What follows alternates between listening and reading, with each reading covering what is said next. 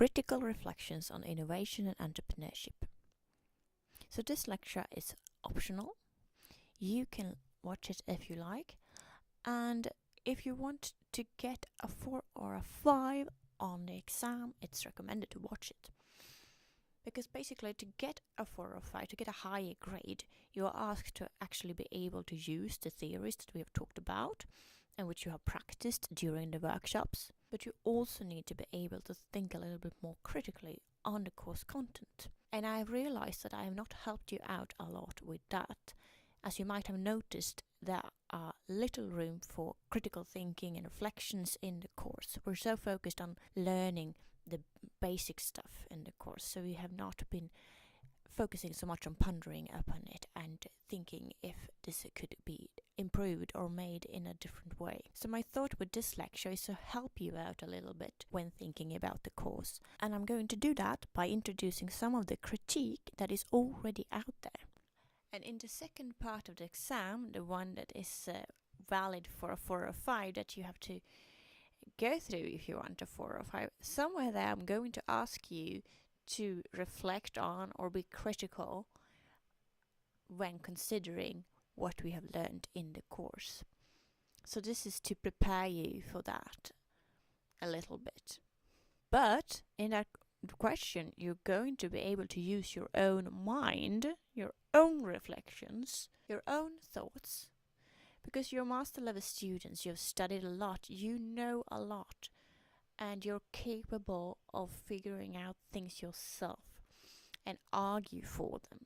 So this lecture is to get you started in critical thinking, to show you what others have been criticizing, but I'm not asking you to repeat their criticism in the exam. I'm asking you to think yourself. Somehow I'm going to do that. So this lecture is not for memorizing. This lecture is for inspiration and to show you that it's possible to question and that you can actually make valid points when questioning. And you are free to make your own decision on what you think is worthwhile here, what you think makes sense, and you might have other things that you have been thinking about.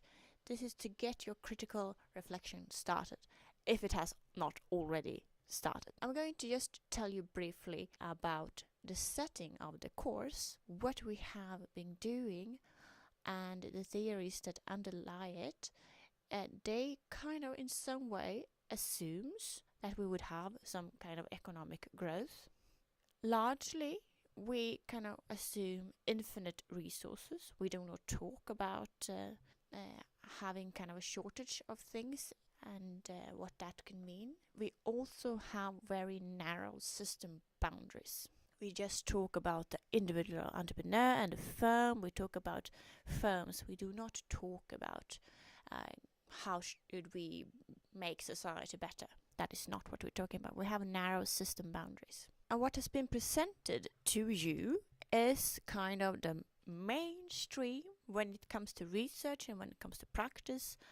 And I can guess that you find it quite aligned to your prior understanding of our economy and our society.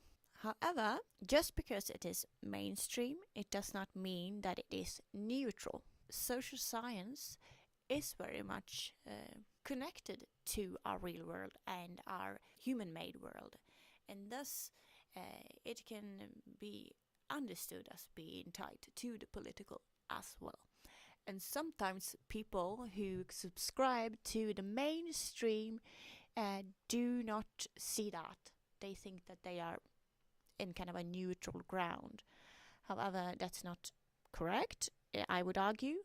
And I would say that this course is quite close to some kind of neoliberal ideology and free market and capitalist society and so on, and which is some kind of political ideology. So it's not new. So you guys come from the natural sciences. You come from biology or geology or something similar. And this, very, very simply put, is exploring nature and learning how to make use of it. And now you're studying innovation and entrepreneurship, which is not a subject that belongs to the natural sciences. It's economics or social science. And by risking stating the obvious, this is exploring our social world and learning how to navigate in it and make use of it. And biology and geology, exploring nature and learning how to make use of it, that is influenced by the social, of course.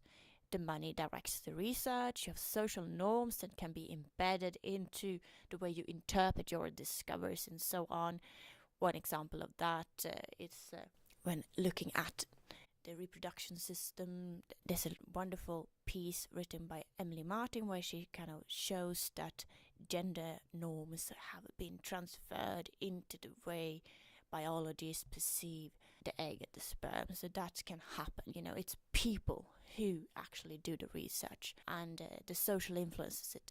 But it's still exploring nature. You cannot decide that this is something that we want to design in a different way because it's already there, right? Innovation and entrepreneurship, on the other hand, is created by humans. The social is created by humans, whereas the nature that you're discovering in biology and geology is governed by some natural laws. You cannot go in and say, well, I don't think that this is the optional way of designing a cell. I think it should be in this way instead, because that's not something that humans made in the first place. It's something people would just think that you're silly if you would do that. However, innovation and entrepreneurship belongs to a social world that is created by humans, and it is not governed by natural laws. Therefore, it makes sense to ask, could it be otherwise? So you wouldn't argue that the DNA string should be different, or that the periodic system is flawed because you dream of there being some other element that is missing. That you wouldn't argue for that. However, in social science and economy, there has been this inferiority complex that we want to mimic and be like the natural sciences, and that has led us to sometimes think that, okay, this is actually not something that we can question and change. It's just there. And that is the way we do research often. We go out and look, okay, what's already there? How do the people do it? And then we write about it, and then we tell students about it. So research is founded on understanding the world as it is now, not on imagining how it could be. There's also, of course, the element of the powerful people who want to preserve the status quo, since they are the ones benefiting from it. And back in the days, there used to be a notion that the king was instated by God, and therefore the system as a whole could not be challenged or questioned. But we do not believe that anymore, so why should we act like that? We're actually free to question if this is the way we want our society to be like, if this is the way we want to think about entrepreneurship and innovation, and indeed, if we should even think about it, if it's even relevant. We are allowed to ask that. And you are well equipped to question and ponder upon it, because you come from another subject. I think that's really a good thing.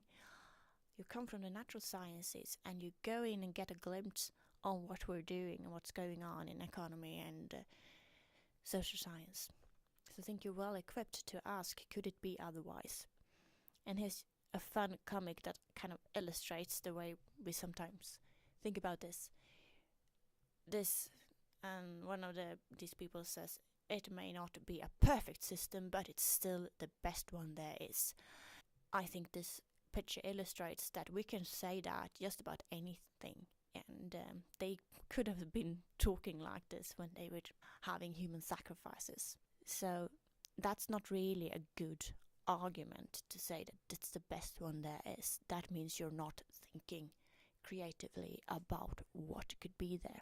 And of course, it's hard to change a system, but that doesn't mean that we cannot think about how we can make the life on this planet better and the life for people here better. So in this lecture, you will get a few glimpses of what people are talking about when they try to critique the way we are currently living our lives in society, and I've chosen things that are actually connected to innovation and entrepreneurship so that you can think about it and start conversations perhaps amongst yourself on how it could be otherwise. Or you could also think about this, just let it be some kind of inspiration, and then ponder upon what we have been talking about in the course? Is this something that itches when you try to put the things in this lecture together with the other things we have talked about in the course? So it will be a little bit uncomfortable, this lecture, but that is actually the purpose of it, because it's not so neat as it has been laid out before in this course. We're going to start a bit softly with a clip about the education system, a critique about the education system. You're only going to see a bit of it, but of course you can watch the entire clip later if you want to.